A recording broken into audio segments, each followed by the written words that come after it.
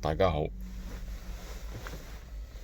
，Roxy 80係咁啊，安裝咗 TFCC 嘅超級360 AI 第7代，咁啊拍翻啲效果先。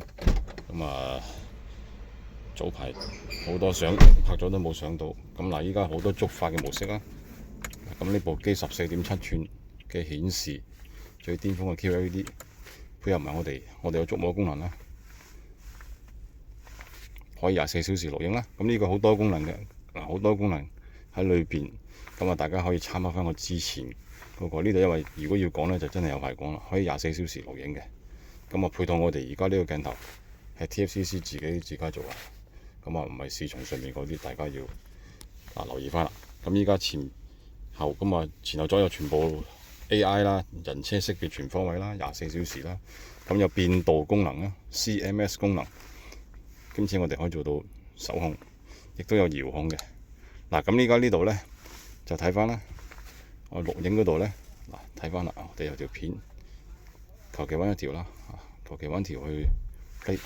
咁錄影嘅時間呢，就全部6個鏡頭嘅影像都影晒嘅，依家極度之高清嘅。咁啊夜晚嗰時更加顯得佢嘅威力。咁220幾度嘅鏡頭，咁大家睇到呢個 playback 嘅，咁又唔係嗰個一體，即係唔係主機一體啊！我哋呢個880全新版本嘅主機，既有4路，亦都有6路全新界面嘅使用，整晒6路嘅界面使用嘅。咁依家呢個呢，係 TFCC 自己嘅產品，咁啊有 CMS 功能啦，呢度全部可以 touch 啦，呢度全部可以 touch 啦，有變道啦。嗱，咁我示範一下，咁又有倒車軌跡啦呢度，咁另外都係 option 嚟嘅，另外加嘅。咁啊後邊我哋可以一路行駛嗰時清鎖，有多角度盲點變道嗰度，亦都可以隨時用手動，隨時可以變，隨時可以用遙控。咁呢度我哋向前，軌跡都可以調節嘅。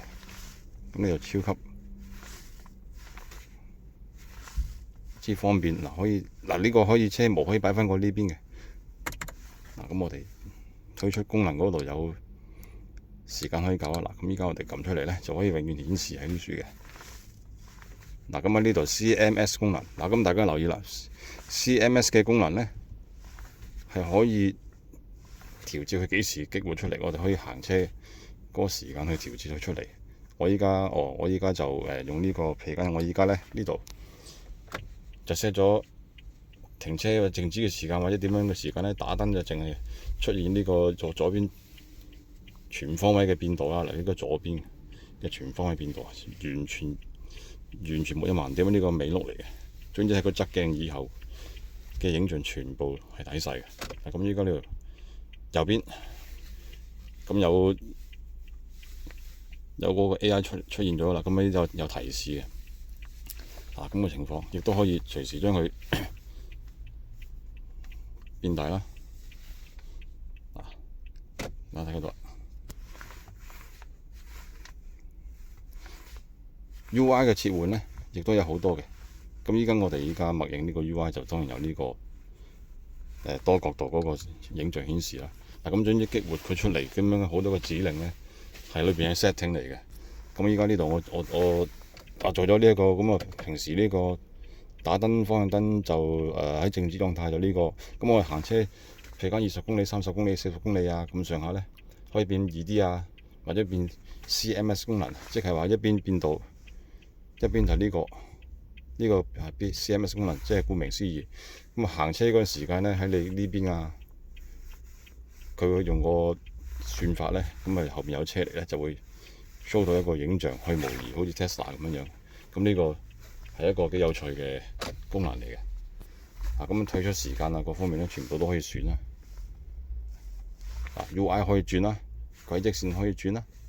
咁最重要就可以24小時全方位錄影嘛。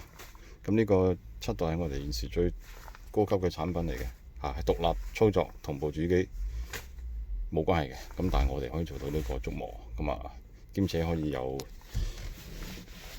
呢個活動軌跡去支援翻嘅。入邊因為太多嘅設置嘅選項啦，嗱咁 AI 選項啊嗰啲啊，嗱咁啊大家睇睇啦，靈敏度呢啲其實好多嘅。咁呢度呢，喺條片嗰度呢，我真係唔講太多啦。咁啊大家睇翻 TFCC 最近嘅完成咗個 case 啦。咁啊亦都好多冇 update 到嘅，咁所以今日呢，就重新拍翻條片。今日11月18號啊呢個片。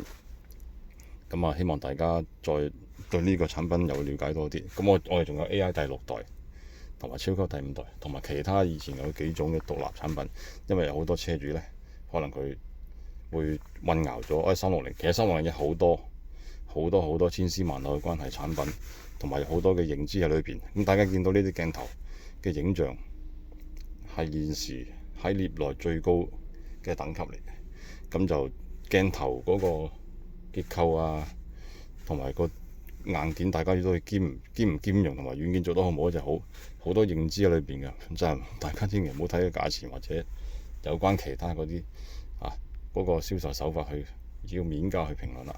咁因為啲鏡頭幾百蚊隻，人哋可能幾十蚊一套嗰啲咁樣，就唔好講呢啲，大家自己去比較啦。咁依家呢度呢，360我完畢啦。咁下條片我講翻我主機，thank you。